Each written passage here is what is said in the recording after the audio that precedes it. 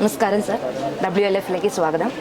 ഒരു സാംസ്കാരിക നിരീക്ഷകൻ എന്ന രീതിയിൽ വയനാടിൻ്റെ സാഹിത്യോത്സവത്തിനെ സർ എങ്ങനെയാണ് നോക്കിക്കാണുന്നത്?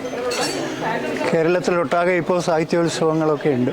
എന്നാലും വയനാടിൻ്റെ ഒരു രുചിയുള്ള ഒരു ലിറ്ററേച്ചർ ഫെസ്റ്റിവൽ വളരെ വ്യത്യാസമുണ്ട് മറ്റ് ഫെസ്റ്റിവലുകളിൽ നിന്ന്. അപ്പോൾ തീർച്ചയായിട്ടും വയനാടിൻ്റെ വിഭവങ്ങളൊക്കെ ഉപയോഗിച്ചിട്ടും വയനാട് എന്തുകൊണ്ടാണ് ആകർഷിക്കപ്പെടുന്നത് അതെല്ലാം നിരത്തി വെച്ചുകൊണ്ടും പിന്നെ ഹോം സ്റ്റേ പോലെയുള്ള പുതിയ താമസ സൗകര്യങ്ങൾ ഒരുക്കിക്കൊണ്ടും വയനാട് വളരെ വ്യത്യാസത്തോടു കൂടിയാണ് ഈ കാര്യം ചെയ്യുന്നത്. അപ്പോൾ അതിലൊരു വയനാട്ടുകാരൻ എന്നുള്ള നിലയ്ക്ക് ഒരു സന്തോഷമുണ്ട്.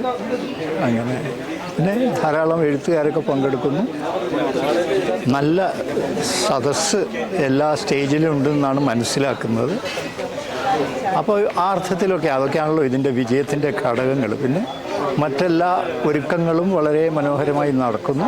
അതുകൊണ്ടൊക്കെ വളരെ ഗൃഹാതുരത എന്നത് സാറിൻ്റെയൊക്കെ കവിതയുടെ ഒരു മനോഹാരിതയായിട്ടാണ് ഞങ്ങൾ വായനക്കാർ പലപ്പോഴും നോക്കിക്കാണുന്നത്. സാർ പറഞ്ഞതുപോലെ കൽപ്പറ്റ നാരായണൻ, കൽപ്പറ്റയുടെ മണ്ണിൽ നിന്നുള്ള സാറിൻ്റെ നാട്ടിൽ എന്നുള്ള ഒരു രീതിയിൽ ഇതിനെ എങ്ങനെയാണ് അനുഭവിച്ചറിയാം? അതിപ്പോൾ ഞാനിപ്പോൾ ഇവിടെ പോയാലും ഞാൻ കാണുന്ന സ്വപ്നങ്ങളുടെയൊക്കെ ബാക്ക്ഗ്രൗണ്ട് എന്ന് പറഞ്ഞാൽ വയനാടായിരിക്കും. അത് മാറിയിട്ടില്ല, അത് മാറില്ല.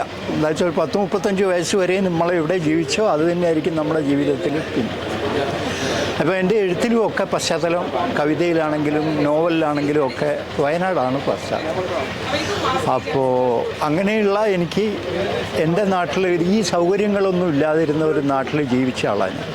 പുസ്തകങ്ങളില്ല, എഴുത്തുകാരെ കാണാനില്ല, ഇവിടെ കൃഷിക്കാർ മാത്രം ഉണ്ടായിരുന്ന ഒരു കാലത്താണ് ഇവിടെ ജീവിക്കുന്നത്.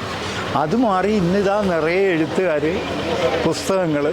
പുസ്തകങ്ങളെക്കുറിച്ചുള്ള ചർച്ചകൾ, ഇതെല്ലാം വന്ന് വയനാട്ടിന് പുറത്തു പോകാതെ ഇത്തരം കാര്യങ്ങളിൽ വലിയ ഒരു തരം സ്വയം പര്യാപ്തത വയനാട്ടുകാർ നേടി.